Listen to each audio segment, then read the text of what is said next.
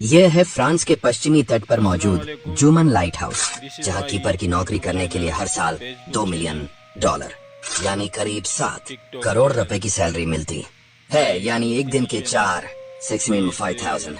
इस जॉब में ना आपका कोई मालिक है और ना ही कोई नजर रखने वाला। काम दिन में सिर्फ 1 घंटा और बाकी 23 घंटे आप खटिया डालकर सो जाओ, फिल्में देखो, फिशिंग करो या छत पर तारे देखो।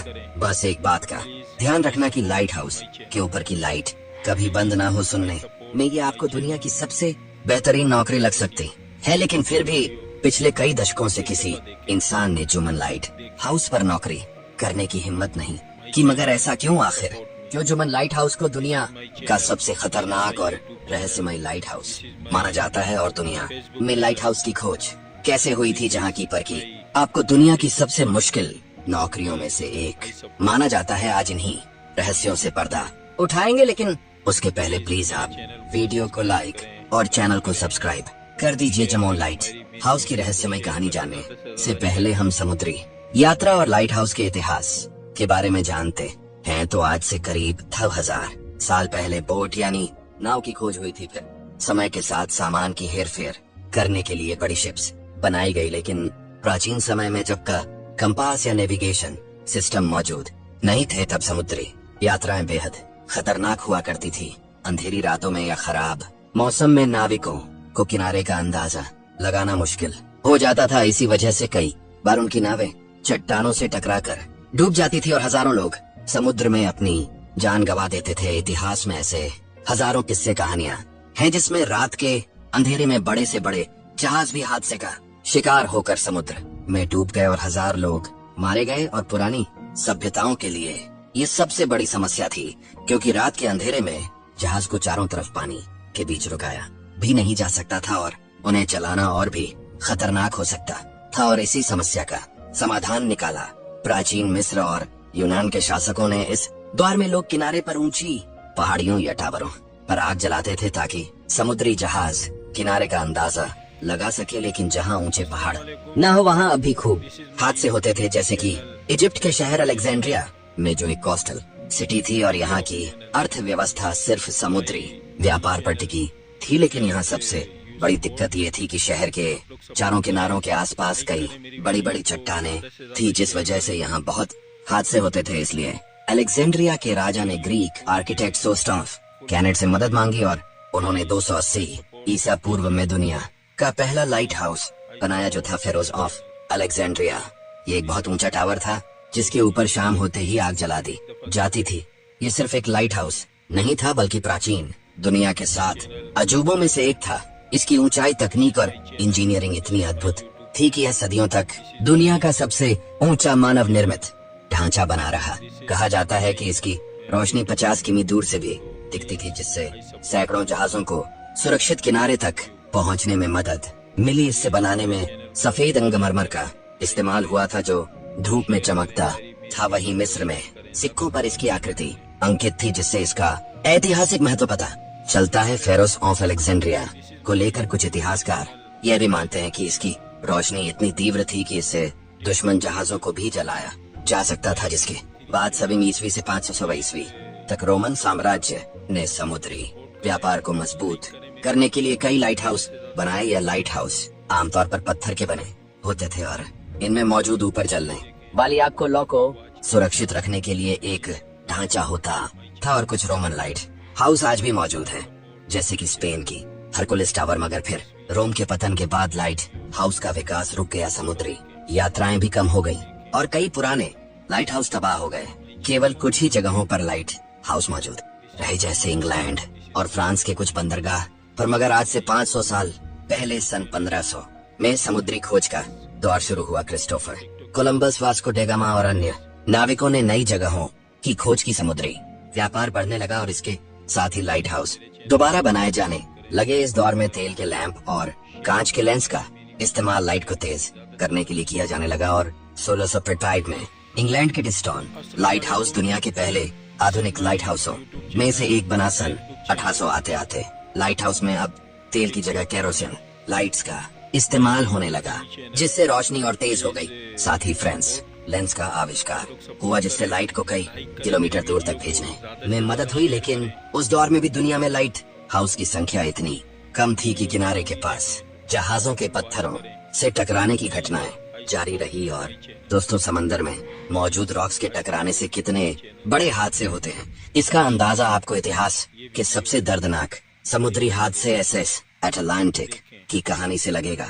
यह बात है साल 735 मार्च की रात। इसके साथ एक ऐसा हादसा होने वाला था जिसके बारे में सुनकर आज भी हमारी रूह कांप जाती है। उस रात ये शिप नॉर्थ अटलांटिक महासागर में सफर कर रही थी। इस दौरान उसका एक समुद्री तूफान से भी सामना हुआ, लेकिन यह जहाज उसे आसानी से पार कर गया, जिससे कैप्टन और शिप में सवार 1000 लोगों ने चैन की सांस ली। लेकिन वे ये नहीं जानते थे कि ये तो बस चुनौती की शुरुआत थी। कुछ देर बाद ही चारों तरफ कोहरा छा जाता है और अंधेरे में कप्तान को समुद्र में कुछ दिखाई नहीं देता। वह बाद में से अपने कंपास और शिप पर बनी बालक नियो में खड़े लुकआउट्स पर निर्भर थे। ये ऐसे लोग होते हैं जो चारों तरफ नजर रखते हैं और कोई खतरा दिखते ही कप्तान को खबर देते हैं। अब रात के करीब 315 पर एक लुकआउट को सामने की तरफ से लहरों की किसी चीज से टकराने और वापस आने की भनक लगती है और वह तुरंत चिल्लाते हुए कप्तान तक ये खबर पहुंचाता है। लेकिन तब तक बहुत देर हो चुकी थी और एसएस अटलांटिक एक चट्टान से टकरा जाती है और इसमें इतना बड़ा छेद हो जाता है कि पानी इसके अंदर घुसने लगता है, जिसके चलते कुछ ही देर में कभी न डूबने वाला ये जहाज पूरी तरह से पानी में समा जाता है और इसमें सवार 1000 मुसाफिरों में से 580 पैसेंजर्स की मौत हो जाती है। उस वक्त अटलांटिक महासागर में ऐसी एक भयंकर जगह थी उत्तरी फ्रांस में ब्रिटानी कोस्टलाइन, जहां खूब छोटी बड़ी चट्टानें मौजूद थी जो कई शिप्स को डुबा चुकी थी। वहीं यहाँ का मौसम भी हमेशा नाराज रहता था, इसलिए समुद्री तूफान आना आम था। इसी कारण से सन 1868 से 1904 तक यानी 16 वर्षों में वहाँ 31 जहाज चट्टानों से टकराकर तबाह हो गए। मगर सबसे बड़ा हादसा हुआ सन 1896। ड्रमंड कैसल नाम का जहाज फ्रांस के पास चट्टान से टकरा गया और पलक झपकते ही 250 लोगों को साथ लेकर डूब गया। इस साल यहाँ हुए एक भयानक समुद्री हादसे ने सबको झकझोर कर रख दिया। एक तूफान में 50 से ज्यादा नावें डूब गई और कई नाविकों की मौत हो गई। इस घटना के बाद फ्रेंच सरकार ने फैसला किया कि इस इलाके में एक शक्तिशाली लाइट हाउस बनाया जाएगा ताकि जहाजों को खतरों से बचाया जा सके। और यहीं से जुमन लाइट हाउस, जिसे फ्रेंच में लाजमेंट भी कहते हैं, उसका निर्माण शुरू हुआ। लेकिन यह उतना भी आसान नहीं था।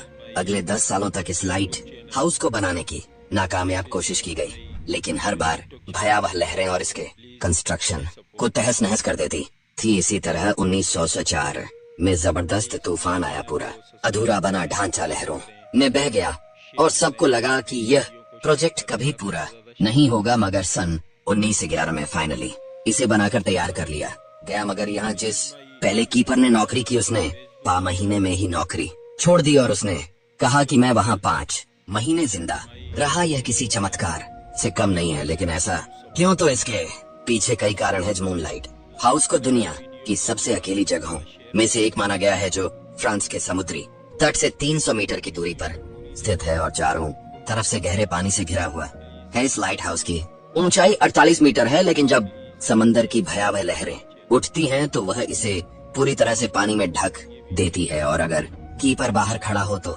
आसानी से उसे उठाकर पानी में फेंक सकती है। ऐसे हालात में यहाँ पर काम करने वाले कीपर को तुरंत रेस्क करना पड़ता है और यह तूफान 24 घंटे 365 दिन में किसी भी वक्त आ सकते हैं। इसीलिए यहाँ जान का खतरा हमेशा बना रहता है। वहीं यहाँ की हवाएं इतनी तेज चलती हैं कि कीपर अपने कमरे की खिड़की तक खोल कर नहीं रख सकता। मगर इससे भी डरावनी बात यह है कि जमोन लाइट हाउस और दुनिया के और भी कई खतरनाक लाइट हाउस कीपर हमेशा अपने आसपास अजीबोगरीब घटनाएं महसूस करते हैं। कहा जाता है कि 1970 के दशक में यहाँ काम करने वाले कीपर ने दावा किया कि रात के समय कोई दरवाजे पर दस्तक देता है जबकि बाहर कोई नहीं होता था। कुछ समय बाद वही कीपर तूफानी रात में गायब हो गया और उसकी लाश कभी नहीं मिली। इतना ही नहीं, इतिहास में यहाँ काम करने वाले कीपर्स अपनी नौकरी कई बार कुछ महीनों तो कई बार कुछ दिनों में छोड़कर भाग गए हैं, क्योंकि किसी के चलने, फुसफुसाना और खिड़कियों